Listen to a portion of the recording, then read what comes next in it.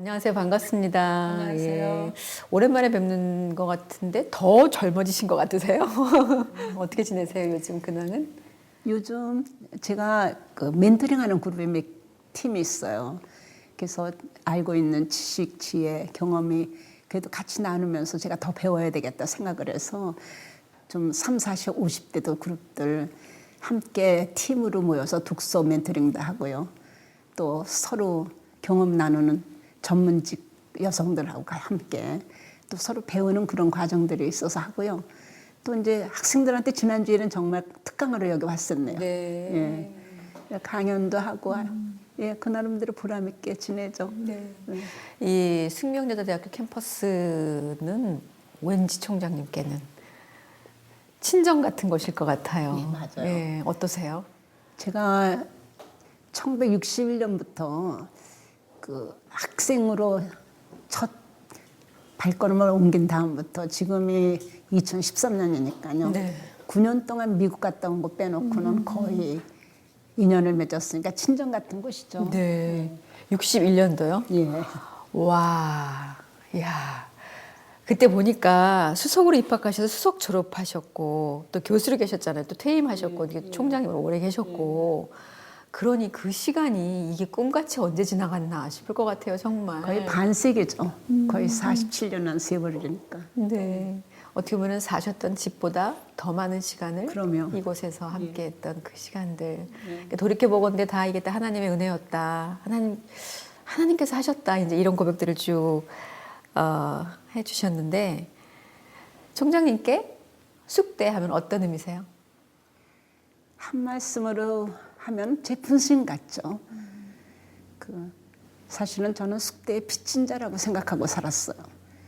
제가 숙대 졸업장 덕분에 미국 유학 갈 수 있었고 또 미국에서 공부해서 학위 받고 나서 여기 교수로 부임할 수 있었고 또 총장까지 맡아서 할 수 있었기 때문에 하나님께서 숙대에 어떤 사명을 갖고 저를 공부를 시키고 하나님께 봉사할 수 있는 그런 기회를 주신 거 아닌가 그렇게 생각을 하죠. 네.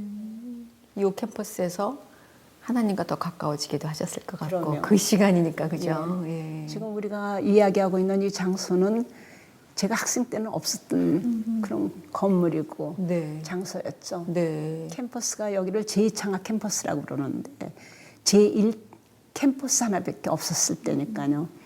제가 총장 된 이후에 이쪽 땅을 우리에게 주시고 건물들을 다 주셨는데 그것이 전부 하나님의 축복의 선물이었구나. 지금 생각해 보면 그렇게 말씀드릴 수가 있어요. 네. 이렇게 들어오다 보니까 사실 숙명여자대학교가 기독교 학교라고 그렇게 알려져 있지는 않잖아요. 아니죠. 예. 네. 그런데 왠지 기독교 학교 같은 느낌이 참 많이 있었는데 또 대문이라고 하죠. 우리 표현해 보면 정문에 교문에 말씀이 있어요. 예, 그게 어떻게 가능했죠? 예. 그때부터 이제 하나님 역사를 시작하시고 사실 다니면서 보시면 건물 하나하나에 스토리가 다 있어요. 제가 재임 중에 건물을 21개를 신축을 했는데 그 땅부터 건물까지 하나님의 그 은혜가 전부 스며들어 있거든요.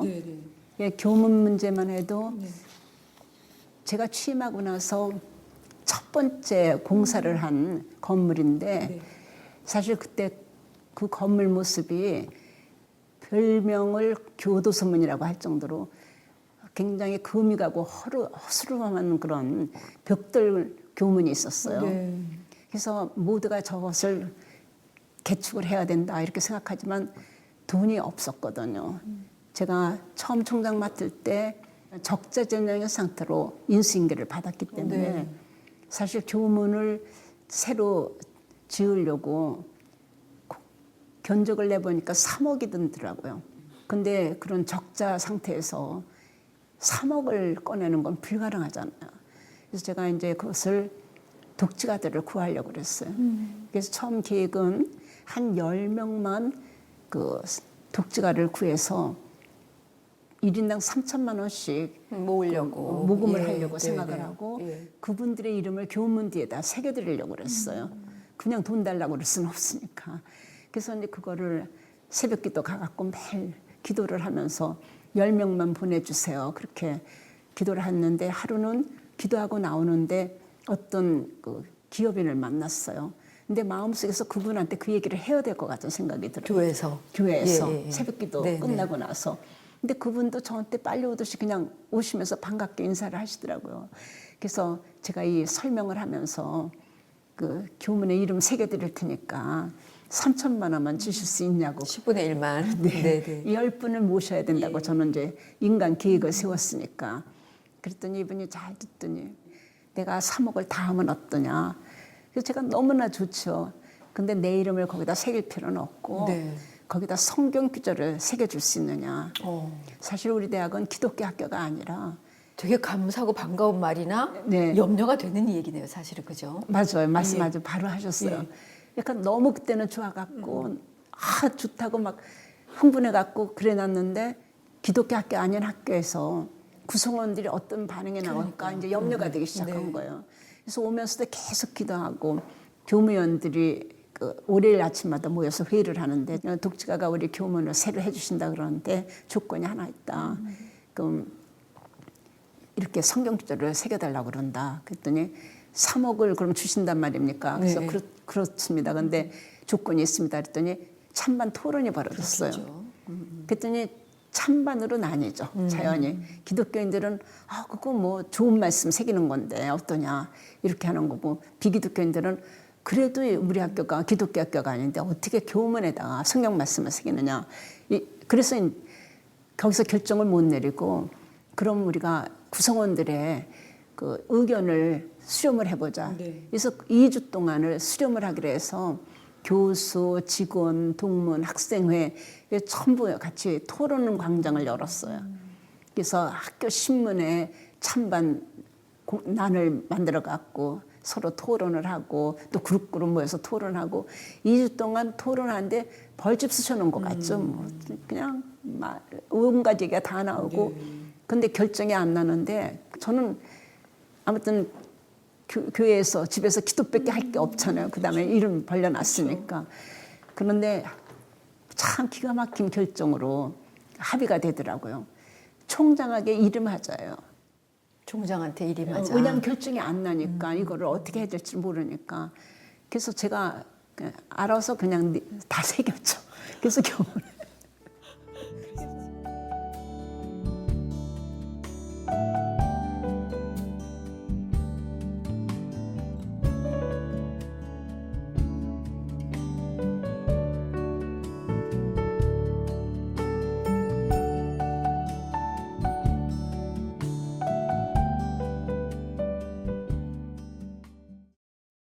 네.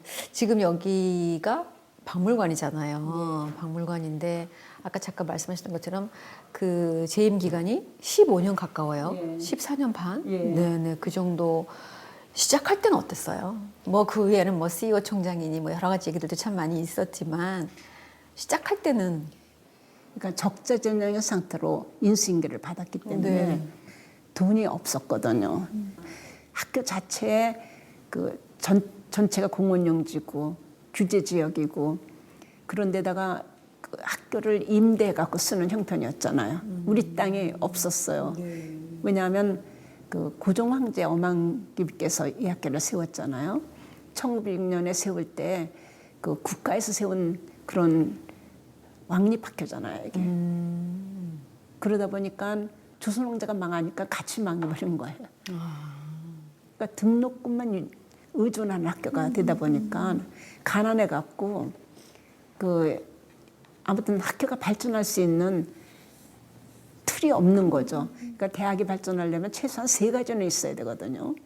하나는 리더의 비전과 리더십이 있어야 되고, 2번째는 구성원들의 공감대가 형성이 돼요.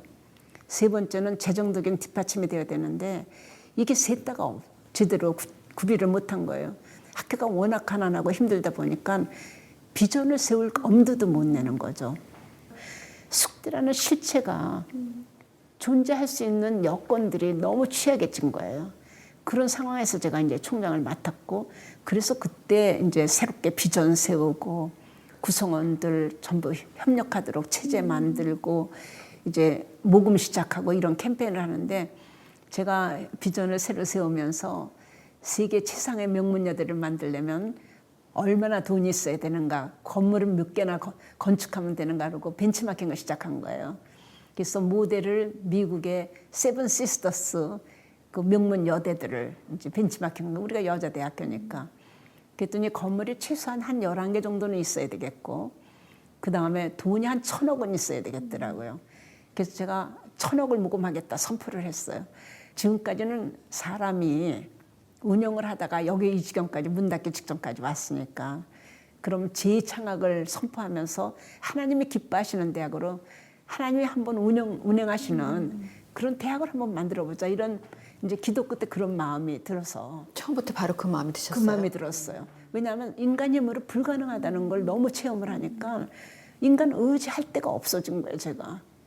그러니까 새벽 기도 가갖고 끝나고 나면 기도실에 2층에 올라가요. 그래서 소망교에서 늘 그냥 거기서 진짜 부르짖으면서 거기서 기도를 하면서 아이디어를 비전을 세워야 되잖아요.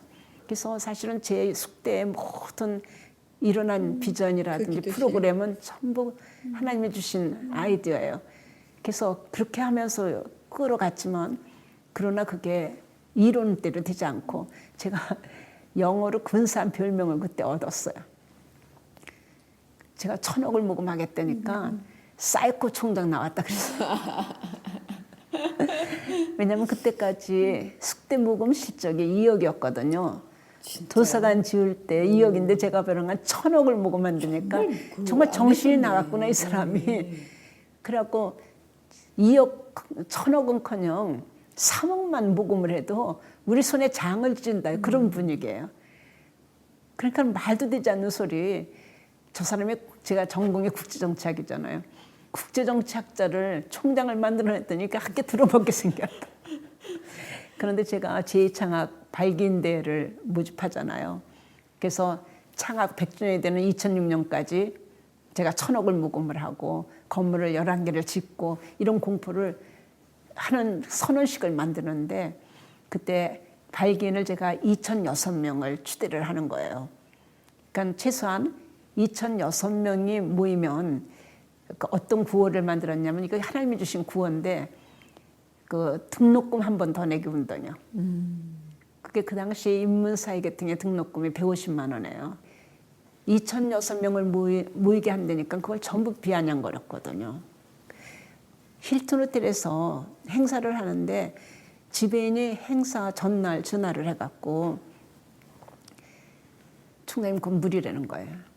비슷한 행사를 K대, H대, Y대 다 했는데 800명, 1,000명을 못 넘었고 행사 끝날 때는 거의 다 학생 반도 안 남았다는 거예요. 근데 무슨 수로 그 학교들은 졸업생이 20만 명 가까운데 우리가 그 당시까지 졸업생이 43,000명이거든요. 근데 43,000명 졸업생밖에 없는데 어떻게 2,000명 이상을 모이게 하시려고 그러냐. 불가능하다. 근데 나중에 행사 때 그 2,500~600명이 왔다 그러거든요. 더 왔네요. 예. 나중에 이 영수증 왔는데 보니까 청구서가 2,005그릇 값이 온 거예요. 세상에. 제가 정확한 숫자로. 제가 그때 하나님 한 그릇만 더 오면 딱 맞추는 거 아니에요. 이렇게 말씀을 드렸다가 또 회개를 했잖아요. 그 밥그릇은 내 밥그릇이다. 그런 말씀 같아서 제가 이것밖에 또 안 됩니다. 하나님이 다 하셨다 그러면서 또 그런 생각을 했네요. 그리고 회개를 했는데 사실 150만 원을 저는 몰랐는데 어떤 동문이 IMF 때 150만 원을 만들기 위해서 남편이 실직을 하니까 기독교인인데 하루에 1,000원씩 그러니까 둘이 2,000원씩 2년 20일 동안 기도하면서 150만 원 모아오신 예가 있어요. 그러니까 이 돈이 개미군단이에요. 그렇게 뭐 부자가 퍽퍽 내고 이러는 것보다도 한 분 한 분이 동참해갖고 그 모금한 그 실적이 모아졌어요. 그렇게. 모아진 거고 그 동문들의 동참이 정말 수천 명 그 덕분에 이 건물들이 하나하나 올라가니까 또 건물도 올라가는 거 보면서 기분 좋으니까 이게 또 이게 이게 현실이 돼가는구나. 그게 상승 효과가 나오고 이제 학교가 한번 정말 더 도약하려면 그런 마음이 하나 모아지는 그런 계기를 우리가 계속 만들어야 될 것 같아요. 21개 동을 신축하셨다고 그러셨어요. 근데 그 안에 세워진 건물들 이름도 무슨 진리관, 세hin관, 세빛관, 구국관 뭐 이렇게 되어 있는데 그 건물 하나하나에도 어찌 보면 총장님 지금 말씀하신 거 들어보면 그 교문에 성경 말씀 새겨졌던 것처럼 참 많은 이야기들이 그동안 있었겠다 싶어요. 건물이 하나하나 올라갈 때마다 그건 정말 하나님 역사예요. 초창기에 이 땅이 공원용지였거든요. 그렇기 때문에 이거를 해제하고 학교 부지로 만들고 이런 과정에서 제가 중환자실에 2번을 실려갈 정도로 너무 고난을 많이 겪었기 때문에 그때 하나님께 서원 기도를 했어요.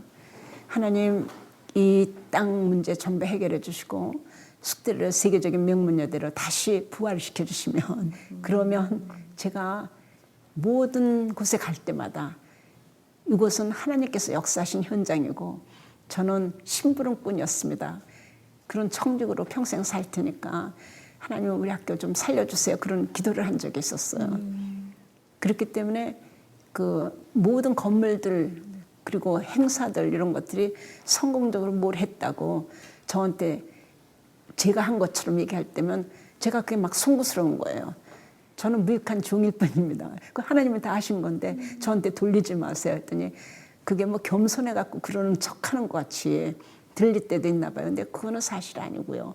정말 처음부터 끝까지 여기는 불가능한 게 가능하게 된 장소고 행사였고 프로그램이었기 때문에 정말 하나님이 하셨어요.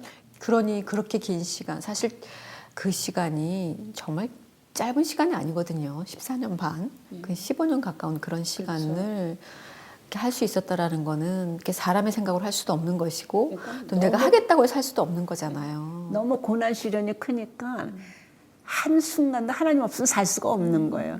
그게 제가 제일 감사한 부분인데 아마 그렇게 힘들지 않았으면 하나님을 그렇게 순간이라도 붙잡고 그렇게 가깝게 하나님 없으면 못 살아 이러지는 못했을 것 같아요.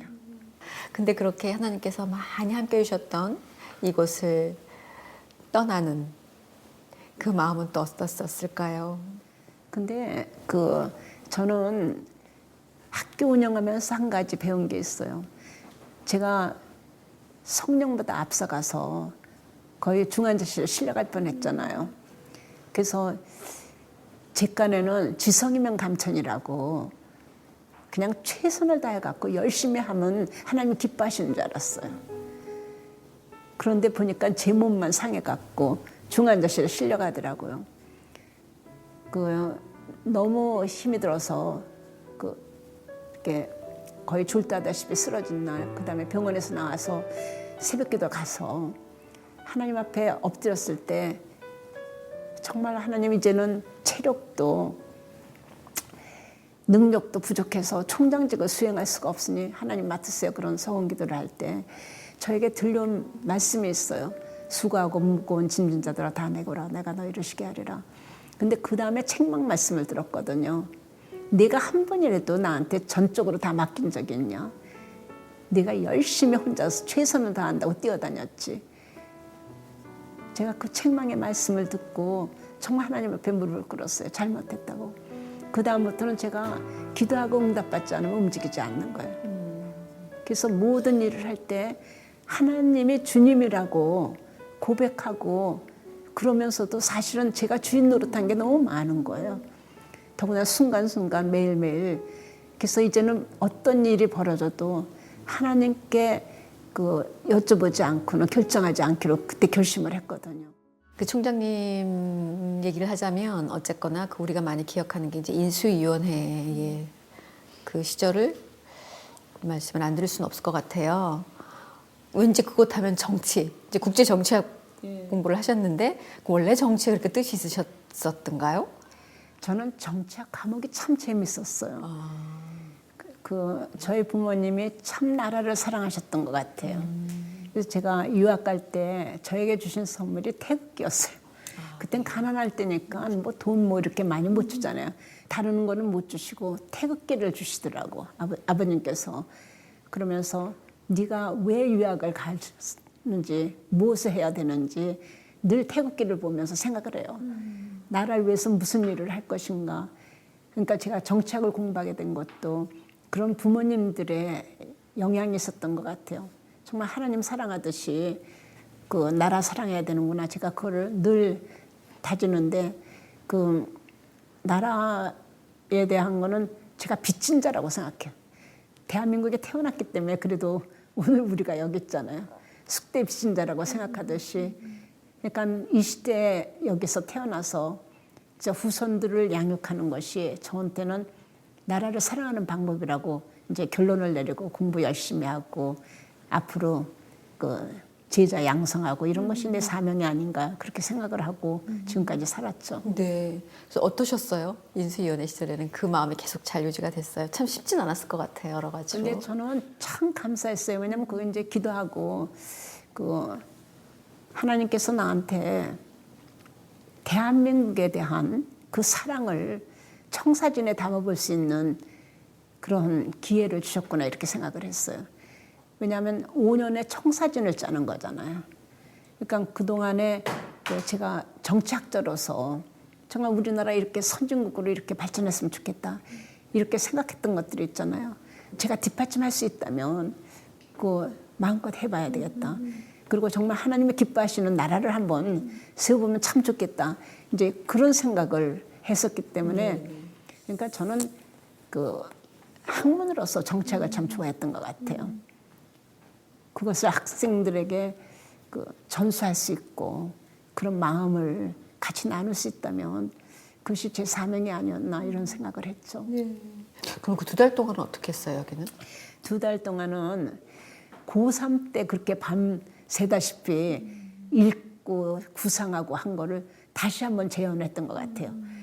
그때는 모든 인수위원회 담당하는 사람들이 정말 밤낮으로 일을 했기 때문에 거기에 야전 침대 갖다 놓고 일한 사람부터 아예 집에 안 들어가고 가족들이 와이셔츠 같은 거 가져오고 속옷 가져오고 이러면서 갈아입고 할 정도로 정말 열심히 일했어요. 저도 잠을 서너 시간씩밖에 안 잤으니까. 그런데도 그것이 국가를 위해서 그런 혼신의 힘을 다 쏟을 수 있는 기회를 가졌다는 자체가 너무 감사해갖고 고단하지가 별로 않더라고요. 정말 열심히 일했기 때문에 미련이 없어요. 그래서 보통은 이렇게 이제 인수위원장을 하셨고 이러면 혹시 그 정계에 남아서 무엇인가를 더 하지 않을까.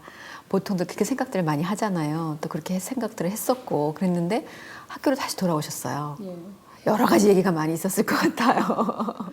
그 당시에 기자들이 모두 제가 지금 정원 스님 말씀하신 대로 그렇게 얘기를 하더라고요. 근데 제가 아니라고 그랬거든요. 저는 인수위원장 맡을 때 이 대통령과 약속이 2달 하고 학교로 돌아간다는 그런 약속이었고 이제 그대로 저는 약속 지키고 그냥 돌아왔거든요. 그러니까 저는 너무 간단했어요. 왜냐하면 제 사명이 교육을 통해서 국가에 충성하는 거였기 때문에 그냥 제 하나님이 주신 사명대로 산다 이렇게 생각해서 너무 단순하게 생각을 했는데 사람들은 저보고 이제 그걸 출세라고 생각했으니까 그렇게 권력 가까이 이렇게 있는 것이 출세니까 그 바보라고 그런 사람도 있었어요. 그리고 왜 거길 가? 막 이런 사람도 있었을 것이고 그 중에는 왜 그걸 놔? 이런 사람도 있었을 것이고. 근데 저는 너무나 돌아오는 게 자연스러웠고 왜냐하면 제가 47년을 숙대에서 있었는데 한 학기 남겨놓고 유종의 미를 거두지 않는다는 거는 뭐 사명을 제대로 마무리 못하는 것 같은 마음이 들더라고요. 그래서 제가 이 땅에 발을 붙이고 살지만 결국 우리는 하늘나라 보고 살잖아요. 내 고향으로 가기 전까지 나그네 길인데 길게 크게 생각하면 그냥 당연한 일 그냥 했다. 저는 그렇게 생각을 해요. 그리고서는 한국장학재단? 예. 네네, 장학재단을 가셨어요. 거기서 5년을 일을 하셨어요? 4년 했어요. 4년. 장학재단은 주로 어떤 일을 해요? 장학재단은 우리 학생들에게 학자금 지급하는 기관이잖아요.